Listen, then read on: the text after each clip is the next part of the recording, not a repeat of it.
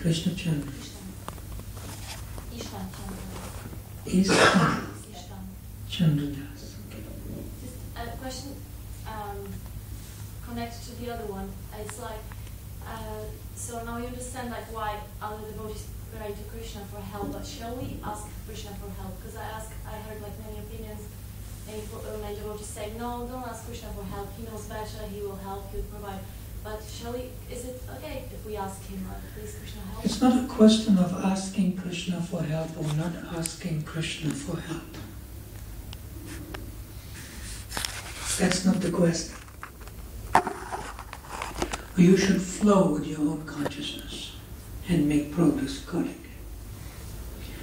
If your consciousness asks you, if your consciousness tells you, Krishna help, you do so. And if your consciousness tells you, Krishna, I cannot take help from you because I want to serve you, you do so.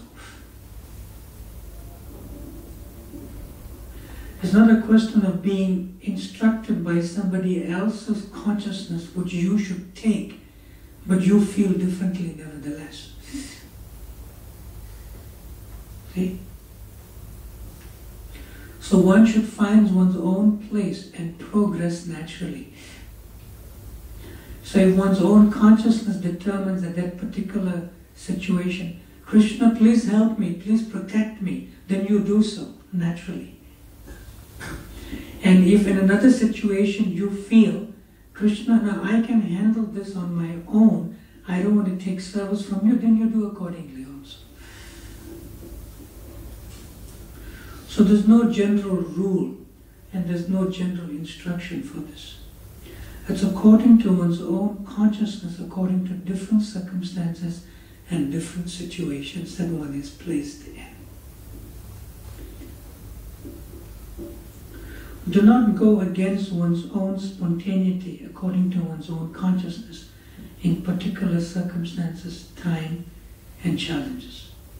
Just let it flow. So therefore, be yourself and progress.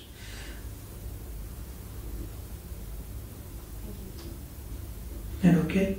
Yes, thank you. I cannot be you. You cannot be me. You cannot be Chandra. What's Istan? You cannot be Istan Chandra. Istan Chandra cannot be you. The mother cannot force the son to be her consciousness. The son cannot force the mother to be his consciousness. But we can try to understand as best as possible somebody else's consciousness and allow them to go with the flow of their own consciousness to make spiritual progress. Otherwise it becomes Mayavad, that you be me. We are deeply individual, eternally. But we can help someone with their own individuality to make progress. Not that they take our individuality, which is Mayavad, or impersonalism. Is that okay? Yes. All right. We can take one more question. We have some minutes left. All right, last question.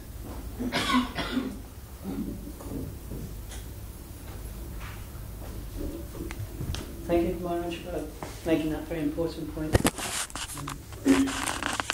It brought to mind that alongside with what you already explained, someone may sometimes think my authority or my spiritual master is now giving me some guidance. I should be in this place, serve in this place of the world, or perform this service, or I should stay in this service, or giving some guidance. This is what will be good for you.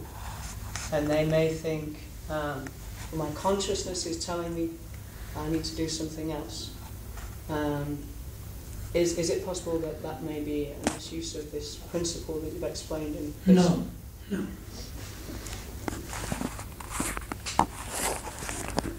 We have to accept instruction based on relationship, not based on formality. Formality inhibits entering someone's heart and allowing someone to enter your heart. It's a screen, it restricts things. It's a restriction, like that. If you have accepted someone to guide you spiritually,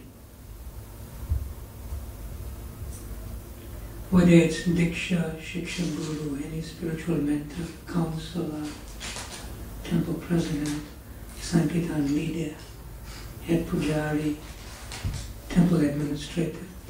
If you have accepted someone to guide you spiritually, have they accepted you mutually?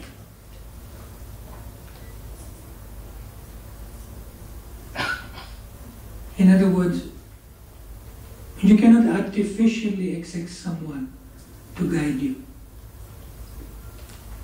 just based on some rubber stamping. That because you are senior, I'm junior, you guide me. No. Because you are guru and I am disciple, you guide me. Not like that. It never works. It never works materially and it never works spiritually.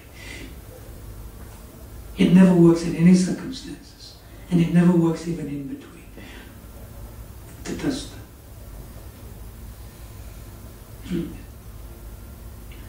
So when you accept someone to take responsibility for you,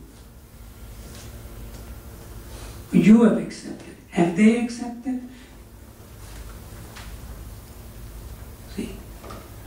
So that mutual acceptance cuts off the formality and it's a heart-to-heart situation. And a heart-to-heart situation as a beginning, and therefore it deepens and it heightens, and then it deepens and it heightens due to mutual heart-to-heart. Right?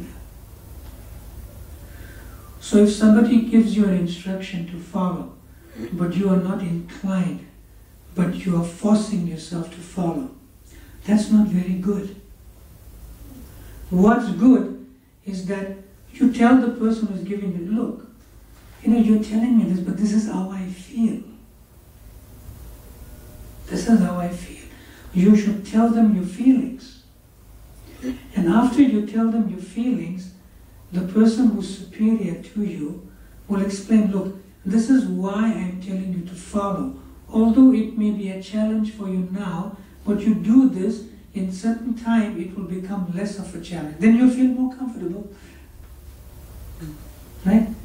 Then you'll feel more comfortable. Okay, follow now, but as you follow, you'll see that this will become easier. So you have to have that heart-to-heart explanation. You have to have that.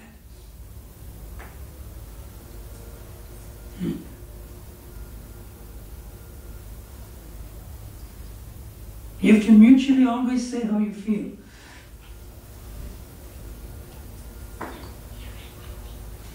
And what's the value if you have time for the person but the person doesn't have time for you? It doesn't make sense. It's actually impersonalism. It doesn't really make sense.